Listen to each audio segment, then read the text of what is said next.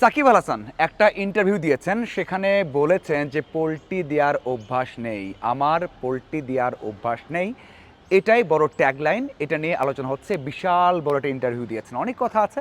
আমি পয়েন্ট করে 2 থেকে 3টা বিষয়ে কথা বলবো। প্রথমেই বলতে চাই বা আলোচনা করতে চাই, সত্যি কি সাকিব আল হাসানের পোল্ট্রি দেওয়ার অভ্যাস নেই? এত বড় ক্যারিয়ার, এত জায়গায় খেলেছেন, টাকা পয়সা নিয়ে এত কথা হয়, কখনো কি পোল্ট্রি দিয়েছেন? দেখুন, আমি বিপিএলের একটা ঘটনা বলতে চাই। এটা 2012 থেকে 2015 সালের মধ্যের ঘটনা। একজন মালিক আছেন, টিমের মালিক, তিনি বলেছেন এবং তিনি প্রকাশ্যে বলতে চাননি, ইন্টারভিউ দিতে চাননি এই বিষয়ে, তবে কোনো এক সময় দিলে অবশ্যই সেটা আমি প্রকাশ করব।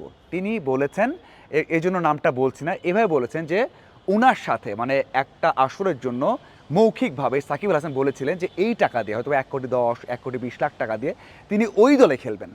এটা কনফার্ম হয়ে গিয়েছিল, তখন তো আর দলিল হয়ে যায়নি বা লিখিত কিছু হয়নি তখনও, কারণ অনেক আগে থেকেই সেটা ঠিক করা হয়েছিল। কিন্তু যখন টুর্নামেন্টটা ক্লোজ হচ্ছিল, যখন ড্রাফটটা ক্লোজ হচ্ছিল বা অকশনটা ক্লোজ হচ্ছিল, সেই সময় যখন অন্য প্লেয়াররা বেশি দাম নিচ্ছিল, মানে সাকিবের নিচে যারা রয়েছেন তারা হয়তো 1,20,00,000 নিচ্ছেন, 1,20,00,000 নিচ্ছেন, 1,30,00,000 নিচ্ছেন, তখন বুঝতে পারছেন অনেকে সাকিবকে তো 1,20,00,000 দিয়ে পাওয়া যাবে, মানে ওই টাকা দিয়ে পাওয়া যাবে, হয়তো আরও বেশি অফার করলে আসবে। তখন তাকে অফার করা শুরু হয় যে ওরা তোমাকে 1,20,00,000 দেবে, আমরা তোমাকে 1,50,00,000 দিব, তোমাকে 2,00,00,000 দিব, এরকম অফার করা শুরু হয়। সেই সময় ওই মালিক যিনি ঠিক করে ফেলেছেন, কল দিয়েছেন সাকিবকে যে অনেক জায়গাতে আলোচনা হচ্ছে যে তোমাকে তো নিয়ে ফেলবে, টাকা বেশি অফার করছে, তোমাকে বেশি টাকা দিতে হবে কিনা, মানে তিনি রাখতেই চান দলে। তখন তিনি বলেছেন যে তোমাকে বেশি টাকা দিতে হবে কিনা। সেই সময় সাকিব বলেছেন যে ভাই আপনি চিন্তা করবেন না, বলেছেন চিন্তা করবেন না, আমি যে টাকায় আপনাকে কথা দিয়েছি সেই টাকাতেই খেলবো, যে টাকা যেই চাক যাই হোক, বিপিএল যেটাই হোক হলে আমি আপনার দলেই খেলবো, আপনি টাকা নিয়ে চিন্তা করবেন না, আমি আপনাকে কথা দিয়েছি আমি আপনার দলেই খেলবো। এই যে এই কথাটা, মানে ওই যে পোল্ট্রি বাজ নন, আমি পোল্ট্রি দেওয়া অভ্যাস আমার নেই, যে কথা বলেছেন, আমার সে কথা মনে হয়েছে যে ওই সময়টা 12 থেকে 14 সালের মধ্যে যে ঘটনা ঘটে গিয়েছেন, তখনও তিনি পোল্ট্রি দেননি, কিন্তু মানে ওই যে পোল্ট্রি দেওয়ার অভ্যাস নেই সেটা কিন্তু তিনি দেননি। হ্যাঁ, এরপরে অনেক ঘটনা হয়তো থাকতে পারে, কিছু কি অনেক কিছু অনেকে বলতে পারে, কিন্তু আমি যেটা শুনেছি, জেনেছি, যেটা বুঝেছি এবং আমাকে যে মালিক বলেছেন আমি সেটাই বললাম। এবং আমি আমার ক্যারিয়ারে আমি সাকিবকে আসলে খুব বেশি একটা ওই রকম কথার মানে যেটা বললেন উল্টো কাজ করলেন, এটা খুব একটা দেখা যায়নি। এটা হচ্ছে একটা বিষয়, মানে ট্যাগলাইনের বিষয়টা। এখন আসা যাক, সাকিব বলেছেন যে এখন সেই আলোচনা নেই, উধাও হয়ে গেছে। দেখুন, অনেক কিছু আসতে পারে, আপনি রাজনীতি নিয়ে বলতে পারেন, আপনি বলতে পারেন তার পারফরমেন্স নিয়ে, কই খেলছেন, কী খেলবেন, কিন্তু আমার কথা হচ্ছে যে বলেছেন দেশে আসার বিষয়ে আলোচনা নেই, উধাও হয়ে গেছে, মানে আমার কাছে এটা বড় মনে হয়েছে। আপনি বলতে পারেন যে না ভাই এত এত বড় কথা বলেছেন, কিন্তু আমার কাছে হচ্ছে সাকিব আসতে পারবে কি পারবে না, সাকিব কেন আপেক্ষিক? সাকিব কি আমাদের ন্যাশনাল টিমের হিরো, বাংলাদেশের সবচেয়ে বড় তারকা, লেজেন্ডারি ক্রিকেটার, তো সে আসতে পারবে কি পারবে না সেটাই আমার কাছে বড় সংবাদ। অন্য কিছু আছে, ছিল, থাকবে, কিন্তু এই যে আসতে পারছেন না, আলোচনা হঠাৎ করে উধাও হয়ে গেছে, আলোচনা নেই, এটা আমার কাছে অনেক বেশি চোখে লেগেছে। যে আলোচনা নেই, কেন নেই? সাকিব 3টে ব্যাখ্যাও দিয়েছেন, যে 3টা মামলার কথা বলছেন, আইনি জটিলতা, সেই 3টের ব্যাখ্যাও দিয়েছেন যে 3টা চাইলে শেষ করা যায়, চাইলে ব্যবস্থা নিক, যদি আমার কিছু পেয়ে থাকে, প্রমাণ না থেকে থাকে, তারা যদি তদন্ত করে থাকে, কিছু পায়, তাহলে ব্যবস্থা নিক, আর না থাকলে ছেড়ে দিক, রিলিজ করে দিক, এই কথা বলেছেন। এটা হচ্ছে বড় বিষয়, আমার কাছে বড় বিষয় মনে হচ্ছে যে হ্যাঁ, 3টা বিষয় তিনি সাহস নিয়ে বলছেন, তাহলে সেটা তদন্ত করা হোক, দেখা হোক, না হলে সেটা তাকে রিলিজ করে দেওয়া হোক, বলা হোক যে না এখানে তার সংশ্লিষ্টতা নেই।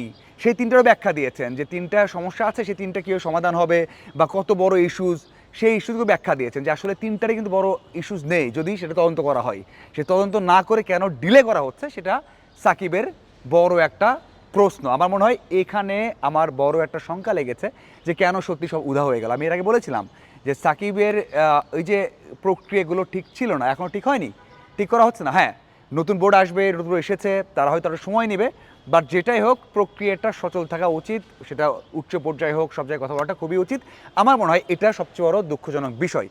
থার্ড বিষয় যেটা, সেটা হচ্ছে যে 1 মাস সময় লাগবে ন্যাশনাল টিমে আসতে হলে। সাকিব আল হাসানের সময় লাগবে 1 মাস, সেটা আমি অনেকবার বলেছি যে যদিও খেলা নেই, সাকিব আল হাসান তৈরি হতে পারছেন না, বাসায় সময় দিচ্ছেন, কিন্তু নিজে বলেছেন যে তার সময় লাগবে 1 মাস, যদি কল পান সময় লাগবে 1 মাস। অবশ্যই সাকিব আল হাসান সেভাবে তৈরি হবেন, খেলার মধ্যেই থাকবেন। আরেকটা বিষয় হচ্ছে, সাকিবকে বলা হয়েছিল যে সাকিব তুমি ওয়েস্ট ইন্ডিজে খেলো, সব শেষ সভাপতির আগের সভাপতি ফারুক আহমেদ বলেছিলেন যে ওয়েস্ট ইন্ডিজে তুমি ম্যাচ খেলো। সাকিব তো খেলেননি, দেশের জন্যই খেলেননি, ক্রিকেটের জন্য খেলেননি, ভালো দেখায় না, সেটা দেখায় না যে হঠাৎ করে আমি দেশে বাইরে খেলবো, দেশে খেলবো না, বড় একটা গ্যাপ থেকে যাবে, দেশি ম্যাচ বেশি আছে।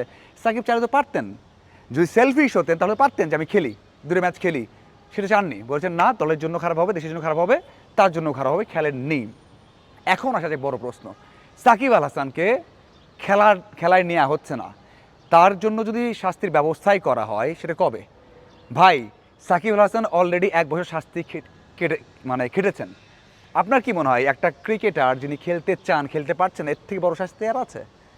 সাকিব আল হাসান দেশে আসতে চাইছেন, ঠিক আছে, দেশের মাটি কী সেটা আমরা জানি, দেশের মাটি দিয়ে দাঁড়িয়ে কথা বলার যে সাহসটা, ভালো লাগাটা সেটা সবার আছে। সাকিব সেটাও পাচ্ছেন না, ওকে সেটা বাদ দেন, ন্যাশনাল টিমে জার্সি পড়তে পারছেন না, 1 বছর হয়ে গেছে, বেশি হয়ে গেছে, তাহলে কি সেটার কষ্ট না, শাস্তি না? সাকিব আল হাসান কি আপনি শাস্তি না দিয়ে শাস্তি পেয়ে যাচ্ছে? মাথায় রাখতে হবে যে সাকিব চাইছেন মনে প্রাণে, একটা মানুষ কোনো কিছু চাইলে সেটা পাচ্ছে না, সেটাই তার জন্য বড় শাস্তি। তিনি জানেন যে আমি এর ভালো কিছু করতে পারি, খেলতে পারি, কিন্তু খেলতে পারছেন না, আসতে পারছেন না, জার্সি পড়তে পারছেন না, এটাই তো বড় শাস্তি।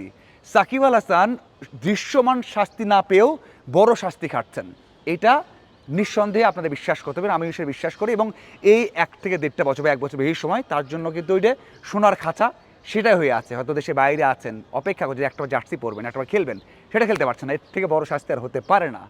আপনার কি মনে হয় আসলে সাকিবকে নিয়ে যা হচ্ছে, সাকিব যা বললেন, এটা আপনি কীভাবে দেখেন অবশ্যই জানাবেন। ধন্যবাদ সবাইকে।